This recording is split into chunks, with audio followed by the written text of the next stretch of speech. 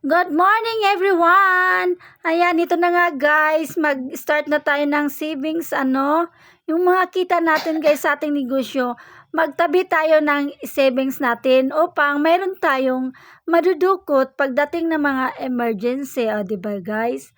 Kaya mag-ipon tayo. May nakita kasi ako sa TikTok na album, yan, na parang album siya pero lagayan pala siya ng pera.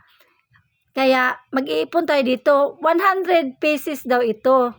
So hindi ko na lang siya binilang dahil sakit sa mata. Ang dami kasing nagkadikit-dikit. Kaya yan, saka ko na lang bilangin pag napuno na malagyan ko ng 1,000. Dahil pag napuno daw to ng 100 pesos, so 100,000 sa tag 100, tag 1,000. So magsisavings tayo guys dahil para sa ating kinabukasan, charot.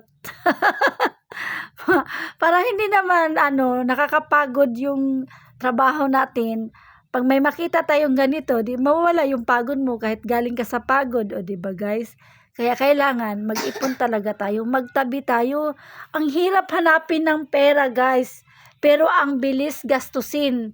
Kaya kailangan talaga na maski pa paano magtabi tayo kahit konti. Magtabi tayo ng ipon. At sana lang hindi magtagal, mapupuno ko itong album na to. Di ba guys?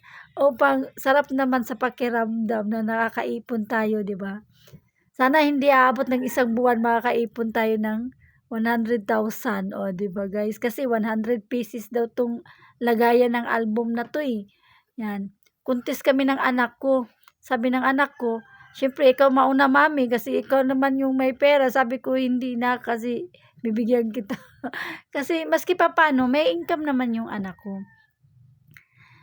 Kahit na kunti pa lang yung followers niya, meron siyang sinasahod sa pagko-content niya.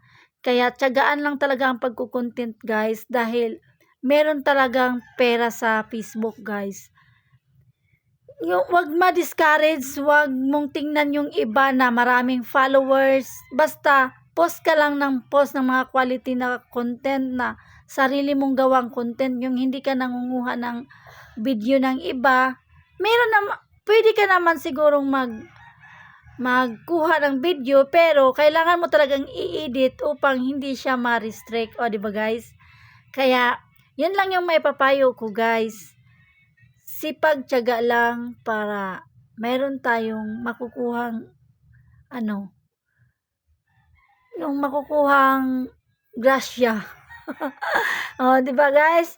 Yun lang guys. I-share ko lang yung yung aking karanasan upang ma-encourage ang lahat na kahit gaano kaliit ang kita, magtabi kahit konti upang may madudukot. Di ba guys? Magtabi, mag-savings, hindi yung pagsahod mo, ubusin mo agad-agad kaya ang hirap magtrabaho tapos wala kang ipon. Yun lang guys. Thank you for watching.